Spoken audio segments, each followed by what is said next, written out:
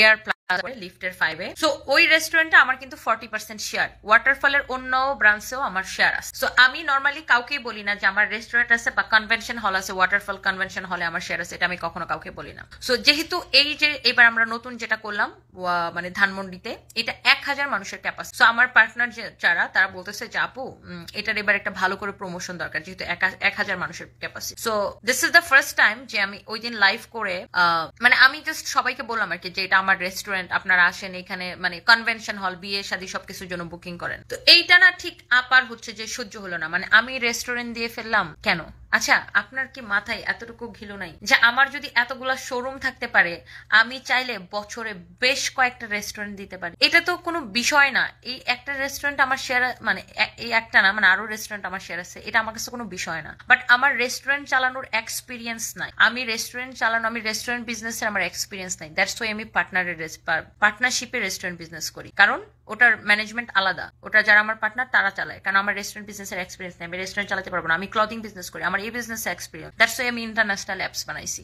আচ্ছা, অ্যাপস খুব শীঘ্রই লঞ্চ করবো, আপনারা দেখতে পাবেন। তো তিনি কি করলেন, আমাকে নিয়ে একটা পোস্ট দিলেন যে একজন নারী উদ্যোক্তা, সে হচ্ছে ফেক রেস্টুরেন্টের ফেক মালিক, আমাকে নাকি টাকা দিয়ে নাকি প্রমোশন করার জন্য নিয়ে গেছে। আপনি আজকে লিখে রাখেন, আজকে 18ই ফেব্রুয়ারি, মানে এখানে 18ই ফেব্রুয়ারি, বাংলাদেশ অলরেডি 19শে ফেব্রুয়ারি শুরু হয়ে গেছে।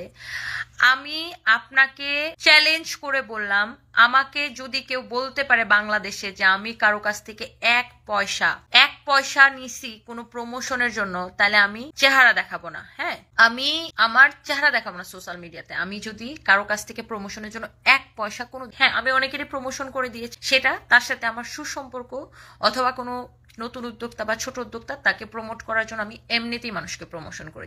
বাট নেভার এভার আমি হচ্ছে কাউকে আপনার টাকা নিয়ে প্রমোশন করিনি। ইরাবতী লাইভ ইউকে, আপনার জামাই মনে হয় মানুষের সেক্সুয়াল অ্যাবিলিটি নিয়ে কোয়েশ্চেন করে, তাই না আপা? মানে ভদ্রতা, মানে ভদ্রতাটা কি? মানুষ মানে ভদ্র মানুষটা কি, কে সেক্স করতে পারলো কে সেক্স করতে পারলো না, সারাদিন ওই সেক্সের মধ্যে ডুবে থাকে না আপা? আপনি মনে হয় ওইরকম থাকেন। তো ইউকে তে তো কয়জন নিয়ে ঘুমান রাতের বেলা, মানে কয় ব্যাটারে নিয়ে ঘুমান রাতের বেলা? আমার মুখ আপা খারাপই, আই এম সো সরি। আপনার মতো এরকম সুশীলদেরকে বাস দেওয়ার জন্য আমার মুখটা এরকমই আপা, আই এম এক্সট্রিমলি সরি আপা।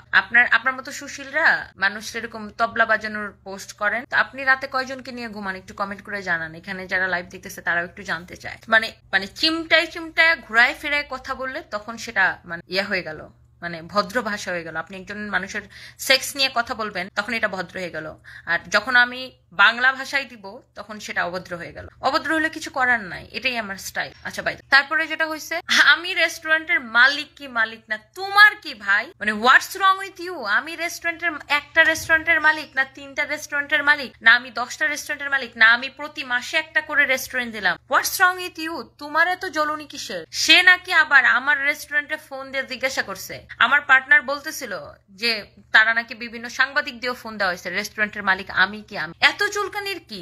আমি রেস্টুরেন্টের মালিক হইলেও হইলাম, না হইলেও হইলাম না, না হইলে নাই, মানে তোমার কি ভাই?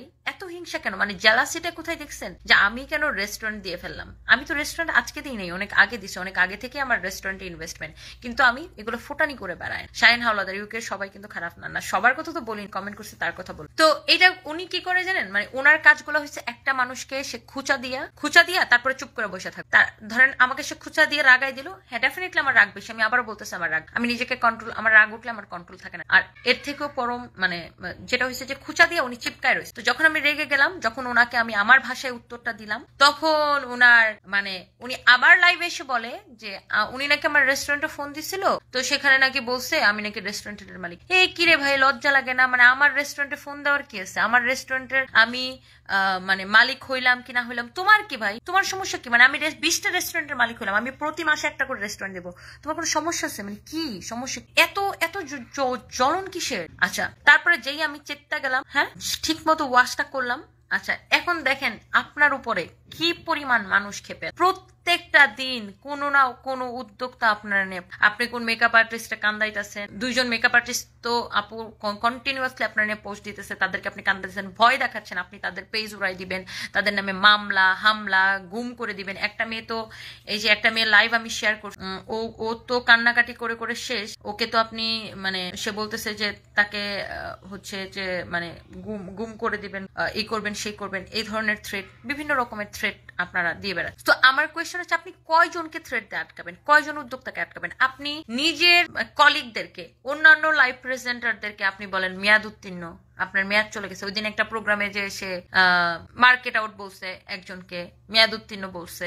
অন্যান্য লাইভ প্রেজেন্টারদের সাথে আপনার কন্টিনিউয়াসলি লেগে থাকে, এমন কেউ নাই যার সাথে আপনি লেগে থাকেন না। এখন সংবাদ সম্মেলন, আচ্ছা তো যাই হোক, এর মধ্যে তো এগুলো হইলো। তো আমি যেদিন আসবো, দেশের বাইরে আসবো, তো আমি ওই দিন আমি চিন্তা করলাম যে ঠিক আছে, আমি বেশি রেগে গেছিলাম। আমি কি করলাম, মানে আমি প্লেন থেকে নেমে গাড়িতে ওঠার আগে আমি ইমিগ্রেশনটা পার হয়ে আগে বসে একটা পোস্ট, আমার পোস্টটা নিশ্চয় আপনারা দেখছেন, যে আমি এই বিষয়টা নিয়ে আর কথা বলবো না, আমার সাইড থেকে আর কোনো কিছু হবে না, আমি আল্লাহ আপনাকেও মাফ করুক আমাকেও মাফ করুক, এরকম লিখে আমি একটা পোস্ট, কারণ যেহেতু মানে ঠিক আছে জিনিসটা অনেক দূর চলে গেছে, আমারও কাছে মনে হয়েছে যে আমিও বেশি রাগ করে ফেলছি। আমি কিন্তু একটা সুন্দর করে একটা পোস্ট এটাও লিখছিলাম যে কারো মনে দুঃখ দিয়ে থাকলে মাফ করে দিয়ে আমাকে, এটাও লিখছিলাম। তো যেই আমি বিদেশে আসলাম, তখন উনি মনে করলেন যে আমি মনে হয় ভয় পেয়ে। তিনি কি করলেন, তিনার একজন মহাপণ্ডিত জামাই আছে।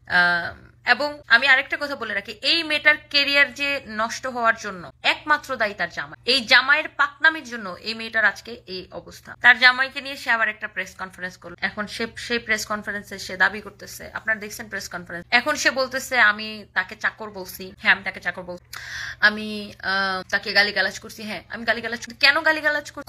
আমাকে কোন পর্যায়ে নিয়ে যাওয়ার পরে আমি আপনাকে চাকর বলছি, গালিগালাজ করছি? আমি তো আর কাউকে কোনোদিন চাকর বলি নাই, আর কাউকে কোনোদিন গালিগালাজ করিনি। আপনি আমাকে রাগাইতে আপনি আমাকে চেতাইতে কোন পর্যায়ে নিয়ে গেছেন? হ্যাঁ, আপনি চাকর কথাটা আপনি যদি ওই অর্থে চিন্তা করেন, আপনি তো ভুলে গেছেন আপনি 2 বছর আগেও আমার এখানে টাকার বিনিময়ে এসে লাইফ করছেন, তো এটা তো মিথ্যা কথা না।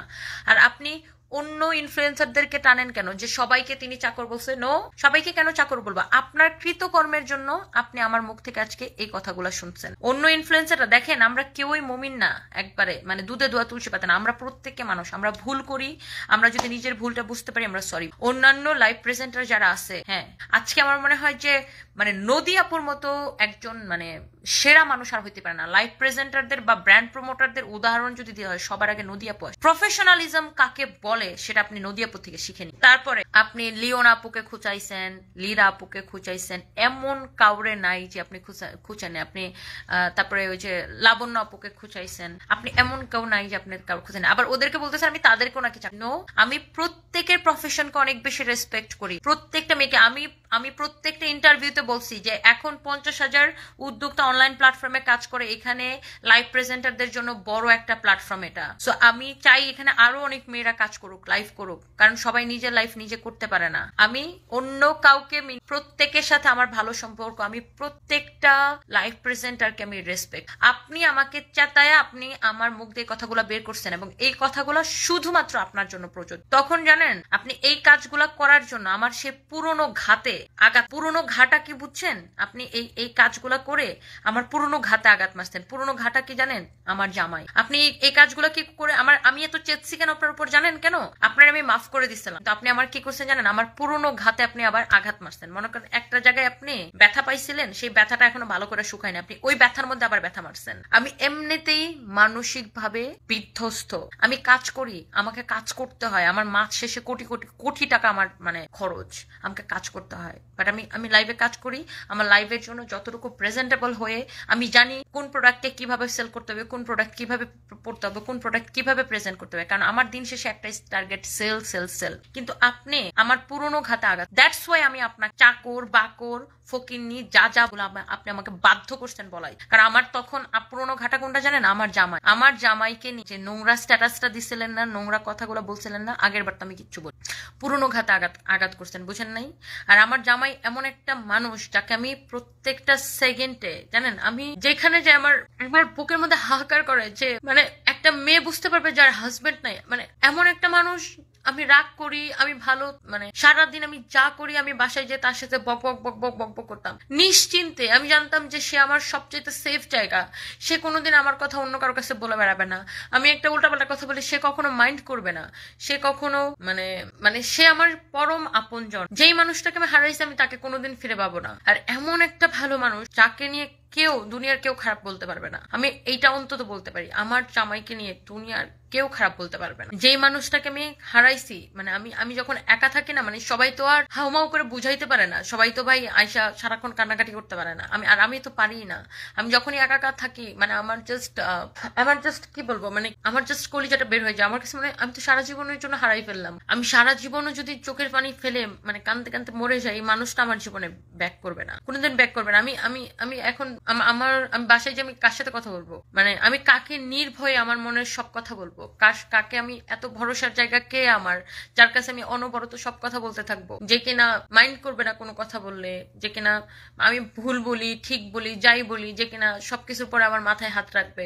এই মানুষটাকে আমি হারাই ফেলছি জানেন। আপনি আমার সে পুরোনো ঘাতে আঘাত করছেন। আপনাকে যে আমি গালিগুলা দিছি এমনি এমনি দিই, আপনি আমার পুরোনো ঘাতে আঘাত। আর আপনি যে অন্য লাইভ প্রেজেন্টারদেরকে টানতেছেন যে আমি অন্যদেরকে চাকর বাকর বলছি, নো, আমি অন্য কাউকে চাকর বাকর বলিনি। আমার বাবাও সরকারি চাকর। আমি অন্য কাউকে বলি, শুধুমাত্র আপনাকে বলছি, শুধুমাত্র আপনাকে বলছি, কারণ আপনি এগুলা ডিজার্ভ করেন। আপনি আমার মুখ দিয়ে এগুলা বলাইছেন ইচ্ছা। আমি জানি না, এখন অনেকে আমাকে অনেক কথা বলতে পারেন, অনেক উপদেশ দিতে পারেন। আপনি নিজের উপর, যারা আমাকে উপদেশ দেন, নিজের উপর নিয়ে চিন্তা করেন তো। আপনার জামাইয়ের সেক্সুয়াল অ্যাবিলিটি নিয়ে কে বা সেক্সুয়াল সক্ষমতা নিয়ে অন্য একজনের জামাই যদি এরকম নোংরা, যে শিলা কি জাওয়ানি তবলা বাজাইতে পারে না এই জন্য আমি স্যাডিস্ট, এরকম যদি কেউ পোস্ট দিত আপনার কেমন লাগতো?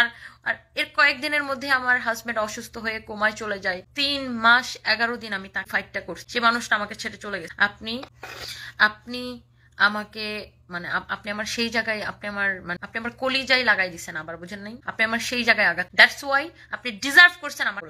আপনি আমার মুখ দিয়ে এগুলা বাইর করছেন, আমার কোনো ঠেকা পড়ে নাই আপনার যে খামাখা গালিগালাজ করা আমার পেশা না। আমার পেশা হচ্ছে আমি কিভাবে কাপড় চোপড়, আমার জুতা ব্যাগ বিক্রি করব, সেগুলা হচ্ছে যে এটা হচ্ছে আমার পেশা। আপনাকে গালিগালাজ করা আমার পেশা না। আর প্রত্যেকটা হচ্ছে যে আমি মানুষকে আমি রেসপেক্ট করি। প্রত্যেকে যারা এই সেক্টরে মানে কাজ করে, আমি সবাইকে রেসপেক্ট, প্রত্যেককে আমি রেসপেক্ট। আমার ড্রাইভারকে জিজ্ঞাসা করেন তো, আমার বাসায় যারা মেড থাকে তাদের সাথে আমি কোনোদিন খারাপ বিহেভ করি না, কোনোদিন না, নেভার এভার। আমার ওই জায়গাটাই আপনি আবার আঘাত করছেন। আর আমি রেস্টুরেন্টের আসল মালিক না ফেক মালিক, সেটা দিয়ে আপনার কি ভাই? আর আপনি বারবার বা প্রেস কনফারেন্সে যা বলতেছেন যে আমাকে দেখে বাচ্চারা, আপনার হাজবেন্ডের স্ট্যাটাস দেখে, আপনার কথাবার্তা দেখে বাচ্চারা কোত্থেকে আসলো? আপনি আমার বেলায় বাচ্চাদেরকে টাইনা নিয়ে আসলেন, আর আপনার বাচ্চাদেরকে আপনি তখন ভিকটিম সাজা শুরু করলেন। আপনি এখন নারী সেজে নারী শব্দটাকে ইউজ করা শুরু করলেন, বাচ্চাদেরকে টাইনা নিয়ে আসলেন। আপনারা যখন খারাপ জিনিসটা শুরু করলেন, খারাপ কথা বলা শুরু করলেন, তখন আপনি নারী ওটা মনে রাখলেন না। তখন আপনি এগুলো মনে রাখলেন না, কেন মনে তখন আপনি বাচ্চাদের কথা কেন মনে রাখ?